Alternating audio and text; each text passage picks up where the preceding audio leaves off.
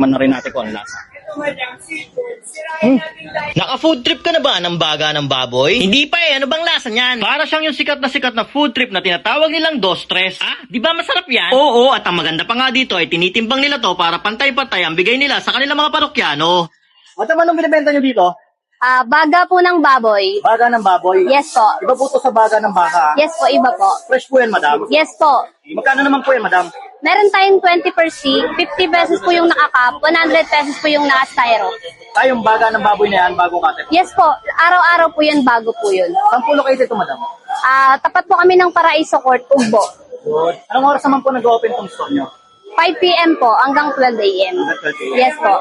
Naubos yung buto, madam? Yes po, 20 kilos po, nauubos po ng 20 isang gabi. kilos sa araw po? Yes po. Dami na nun. Yes po. Sige po, madam, pa-order po ako ng isa po, yung 50 pesos lang po. Sige po.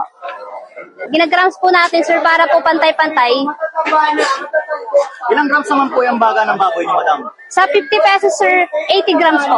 80 grams sa 50 pesos. Yan.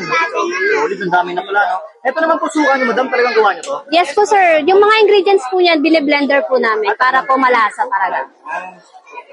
Lagay na lang po, madam.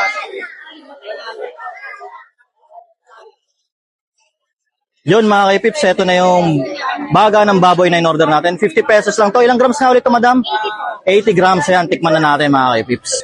Yan mga kaipips, nandito nga tayo sa Ugbo-Tondo mga kaipips. At may nakita tayo dito, yan o, tindahan ng baga mga kaipips. Ito nga yung baga ng baboy mga kaipips. Tikman na natin to, no? Bali kakaiba to, no? Kasi natitikman natin yung baga ng baka. Tikman natin yung sa baboy. Tapos yung suka nila dito, sariling gawa nila. Tikman na rin natin kung ang lasa. Tapos, ang sarap, matamis-tamis na. Tama yung, ano niya, yung pagkaangang ng suka niya. Sarap na lasa. Medyo may kurot talaga. Pag binigop mo yung, yung suka niya, sumasahid talaga yung angang sa lalamunan mo. Saka, masarap dito. Kasi yung baga nila, talagang fresh na kinukuha nila, no? Saka, 80 grams na yan mga kaipips. Pag umorder kayo, 50 pesos lang yan. Talaga may timbangan sila dito. Kaya hindi ka malulugi dahil alam mo tama yung binibigay nila sa'yo. Solid. Sarap na ito yung mga gusto ko eh. Dati parang yung dos tres. Ganun yung lasa niya. Palo. Inadobo na boss. Sarap. Ayaw talaga. Kaya ganito mapaparami ka talaga. Kasi unang-una, ang sarap ng lasa niya, mura pa. Tapos mga kaipips, kung ganito yung cravings nyo, no? Dito lang yung mga kaipips sa may Ugbo-Tondo, ah. Dito lang malapit sa may court. Tapos dito sa may King of Street Fried yan. Dito, mabibili nyo yan. Sa tapat lang yan. Solid dito.